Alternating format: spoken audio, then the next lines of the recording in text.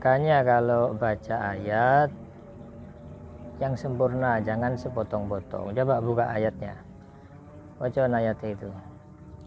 Bismillahirrahmanirrahim.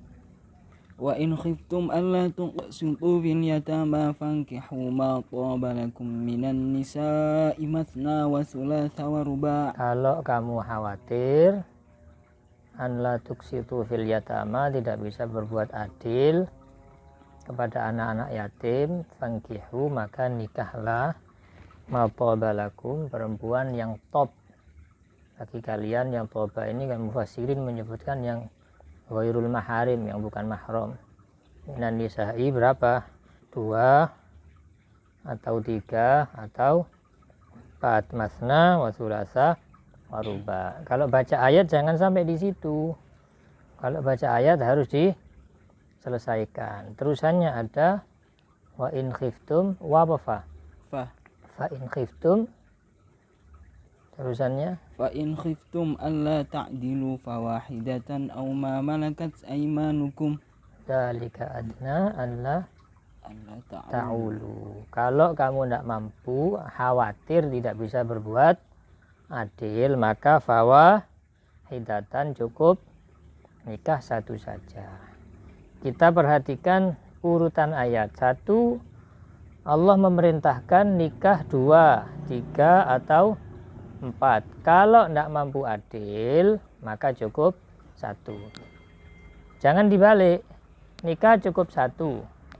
Kalau mampu maka 2 atau 3 atau 4. Bukan, yang benar itu nikahlah 2 atau 3 atau 4. Kalau khawatir tidak mampu maka cukup 1. Jangan dibalik.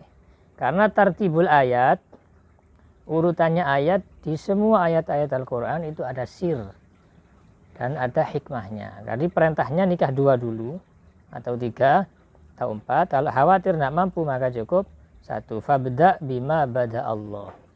1 catatannya.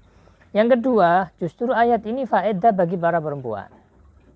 Asbabun nuzulnya kita buka di tafsir Baghawi. Kalau tidak percaya dicek nanti tafsir Baghawi, ada riwayatnya Ibnu Abbas. Riwayatnya Ibnu Abbas, Al-Baghawi ini termasuk tafsir rujukan di kalangan Ahlus Sunnah wal Jamaah. Di situ riwayatnya Ibnu Abbas menyebutkan sebab nuzulnya ayat ini. Dulu orang-orang Quraisy sebelum turunnya ayat ini, mereka kalau nikah itu nikah 10. Istrinya 10, satu orang laki-laki istrinya 10. Ada yang istrinya 12. Akhirnya mereka ada beberapa orang di antara mereka yang membiayai atau hidup bersama anak-anak yatim. Karena istrinya banyak, kadang untuk menafkahi para istri itu kurang, sehingga mengambil hartanya anak yatim dengan alasan untuk membiayai kebutuhan para istri. Untuk menghindari itu, Allah turunkan jangan 10, cukup 2 atau 3 atau 4. Ini faedah bagi perempuan. Seandainya tidak ada ayat ini, maka mereka bisa sampai 10 nikahnya.